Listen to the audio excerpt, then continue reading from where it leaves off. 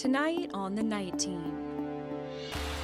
A pilot found alive hours after he crashed his plane in Orange County, Indiana. Plus, ex-LMPD detective Brett Hankison has been ordered to report to prison this week. His attorneys now filing an extension to delay that date.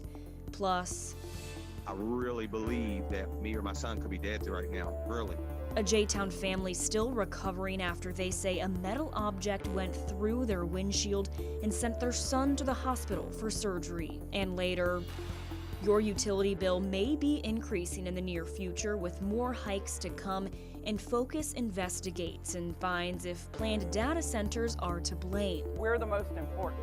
We may not be the people that they are focusing on. We're investigating. Will you pay more if they come or not? Right now on the WHAS11 Night Team.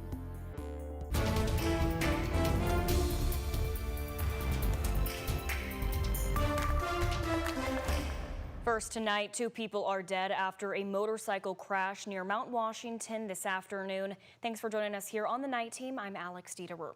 The accident happened near Louisville and Old Louisville Road, just south of Mount Washington today. Taylorsville Spencer County Fire Protection District say there were 2 vehicles involved. One of them was a motorcycle. Multiple local agencies responded due to the severity. 2 people died at the scene, and KSP is investigating the accident.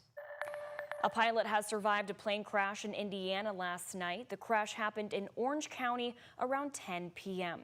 Indiana State Police received a call from the Louisville Airport and the FAA about a possible downed aircraft near the Orange County and Lawrence County line. Officials searched throughout the night, and by 4 this morning, the aircraft was found in a wooded area in Orange County near Old Vincennes Road. The pilot was found and is expected to survive, and according to police, the crash involved a Landcare fixed-wing single-engine aircraft. More than 5 local county police departments helped in this accident. The FAA will be taking over the investigation moving forward. Tonight, we have new details on the stabbing and arrest of former NFL quarterback Mark Sanchez. Early Saturday morning, he got into a physical altercation, which resulted to him being stabbed in downtown Indianapolis. Sanchez has been charged with battery resulting in injury, public intoxication, and unlawful entry of a motor vehicle. Now, according to court documents, the other man in the altercation said Sanchez approached him in the alley.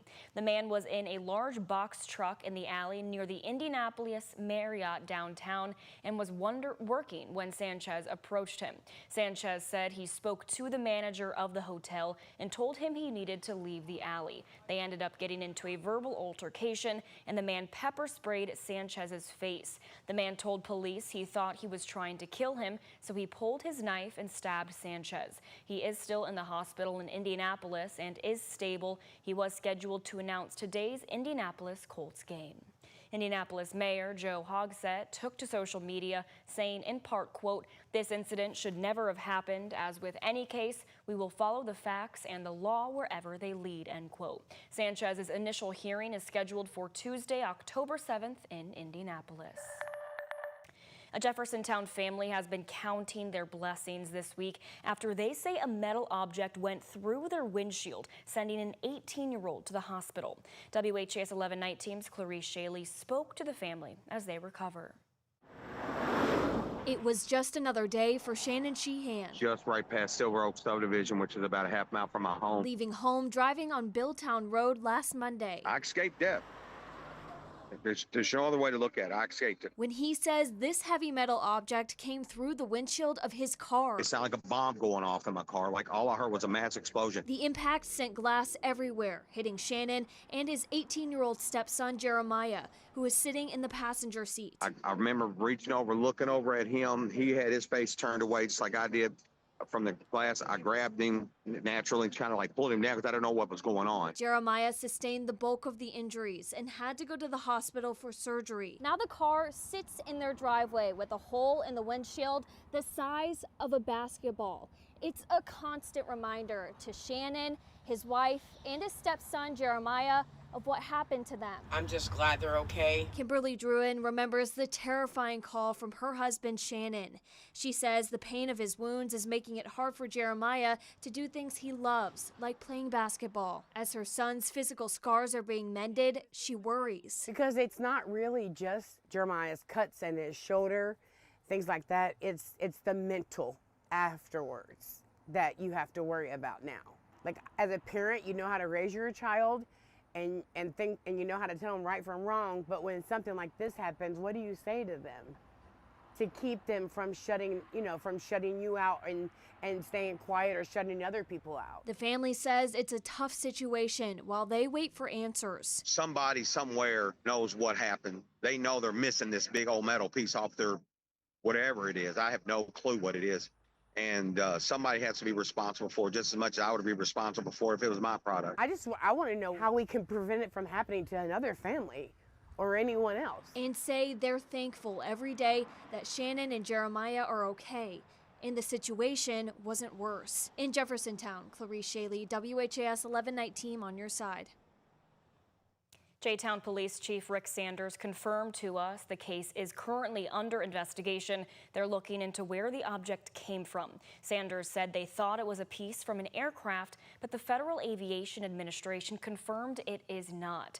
There is a lot of road construction going on in the area. A live look now at the U.S. Capitol tonight. Today marks day 5 of the government shutdown, and there seems to be no end in sight. Many in the U.S. are facing the effects. Football games involving Fort Campbell and Fort Knox high schools were postponed on Friday. During the government shutdown, the federal government has paused extracurricular activities at schools for military families. However, the schools remain open for normal school hours. Not only have football games been affected, but Fort Campbell's high school volleyball team's senior night game was canceled on Thursday. Upcoming games could be called off as well if the shutdown continues. Coaches have expressed their disappointment, saying it's unfair for the student athletes. Kentucky Senator Mitch McConnell wrote to Defense Secretary Pete Hegseth on Friday, asking that athletics and extracurriculars at the schools be designated as activities allowed to proceed despite the shutdown. Other military post high schools in the U.S. have also been affected. Ex-LMPD Detective Brett Hankeson has been ordered to report to prison this Thursday to begin serving his federal sentence for violating Breonna Taylor's civil rights. Hankeson has remained free while attorneys filed motions to appeal his 33-month sentence that was handed down in July. His attorneys said he received the date of October 9th, which is this Thursday, to report to the Bureau of Prisons. In a motion filed on Friday, Hankeson's counsel is asking for a 60 to 90-day extension before he must report to prison. Attorneys say this additional time is necessary to rule on a motion for bond and time for Hankeson. At this time, a judge has not ruled on that request. Well, your power bill could soon jump by $22 a month. Louisville Gas and Electric and Kentucky Utilities say they need the money to protect the electrical grid from severe storms. But that's not all. You could see even more rate hikes to power new data centers. The catch? Focus reporter Travis Breeze found you might be paying these higher rates whether or not those data centers ever come to our area. Off of Campground Road near Rubbertown, construction is underway on a data center. No tenant has been announced, but Louisville Gas and Electric is preparing to energize it. What will the data center produce? What kind of data are we crunching in there? Utility companies want to attract more data centers. They're asking to build more power generation before it's clear who will pay for it. There is no customer for the data center, and so for the moment, we're on the hook. This worries people like Elisa Owen with the Sierra Club of Kentucky. Data centers are large warehouses that hold servers or computers. This is video of data centers in central Ohio from our sister station in Columbus. They run hot and need lots of air conditioning and water to power things like artificial intelligence. This is unprecedented demand. According to LG&E and the developers, the Rubbertown data center will need 400 megawatts of electricity when at full capacity. LG&E says that's equivalent to 280,000 residential customers. In its entire 16-county service area, LG&E had 411,000 residential customers last year. That means this one building will need as much electricity as 68% of all of LG&E's residential customers. So I think it helps to give people metrics like that. While the utilities say there are no large data centers online in Kentucky, there are some smaller ones, like a Humana data center in Simpsonville. To power hyperscale data centers and what the utilities call other economic development load, LG&E and KU are asking to build more power generation. They have a $3.7 billion request before the Kentucky Public Service Commission to build 2 new natural gas generators and extend the life of a coal generator. It takes a lot longer to build generation than it does a data center. Correct. And that there was a concern that if you don't get a CPC in now and start building, that data centers will never locate here. Correct. At a public hearing on August 4th, Lonnie Ballar, an exec with LG&E's parent company, said the time to build is now, even if they don't have any signed electric service agreements with data centers. Hypothetically, if you built the gas plants in this case, and those customers don't show up, there's a potential for cost increases for your existing customers, right? A lot of hypotheticals there. That assumes, one, that we move forward and build when there's no data center or other economic development load coming. And it also assumes that there are no other mitigating measures that we took in the interim. The utilities have some cost recovery measures pending before the PSC, including a tariff for data centers over 100 megawatts. A spokesperson confirmed there could be additional rate hikes associated with the new generation, saying, quote, typically, cost recovery for those investments would be addressed in subsequent rate requests. Developers say the first phase of this data center will open in about a year as they continue private negotiations to find a tenant. Do you see any positive benefit to data centers locating in Kentucky? The data center demand is largely driven by hyperscalers, and we're happy to work with them, but we don't want them to come in the dead of night. Owen supports increased use of AI, but she's worried we're bending over backwards for data centers. We're the most important. We may not be the people that they are focusing on. And worrying about regular customers later.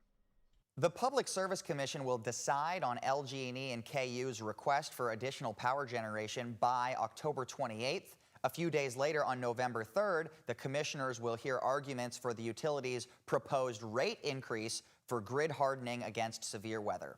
In the studio, Travis Breeze, WHAS 11 on your side.